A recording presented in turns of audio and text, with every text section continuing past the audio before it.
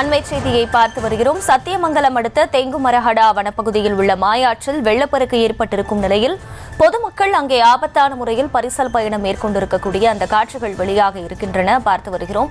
விவரங்களோடு இணைகிறார் செய்தியாளர் ஜெயக்குமார். ஜெயக்குமார், வணக்கம். முழு விவரங்கள். வணக்கம் அகிலா. சத்தியமங்கலம் அடுத்த தெங்குமரஹடா வனப்பகுதியில் உள்ள மாயாற்றில் வெள்ளப்பெருக்கு ஏற்பட்டுள்ளது.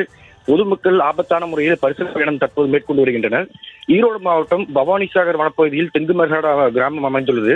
இங்கு வசிக்கும் ஆயிரக்கணக்கான பொதுமக்கள் சத்தியமங்கலம், பவானிசாகர், கோத்தகிரி ஆகிய பகுதிகளுக்கு தினந்தோறும் சென்று வருகின்றனர். கோவை மற்றும் நீலகிரி மாவட்டங்களுக்கு ரெட் அலர்ட் கொடுக்கப்பட்டுள்ள நிலையில் நீலகிரி மாவட்டத்தில் பெய்து வரும் தொடர் மழை காரணமாக தற்போது மாயாற்றில் வெள்ளப்பெருக்கானது ஏற்பட்டுள்ளது. கிராமத்துக்கு செல்லும் வழியில் உள்ள மாயாற்றை பரிசல் மூலம் மட்டுமே கடந்து செல்ல முடியும். இந்த நிலையில் நீலகிரி மாவட்டத்தில் பெய்யும் கனமழை காரணமாக மாயாற்றில் வெள்ளம் கரைபுரண்டு ஓடுகிறது. இதனால் மக்கள் பரிசலில் செல்வதில் சிக்கல் ஏற்பட்டுள்ளது.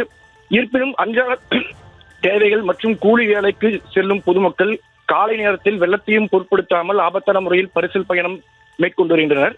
இதன் வீடியோ காட்சி தற்போது சமூக வலைதளங்களில் வைரலாகி வரும் நிலையில் பொதுமக்கள் இதுபோன்ற ஆபத்தான முறையில் பயணம் செய்வதை தவிர்க்க வேண்டும் என வனத்துறையினர் சார்பில் அறிவுறுத்தப்பட்டுள்ளது. அகிலா, விவரங்களுக்கு நன்றி ஜெயக்குமார்.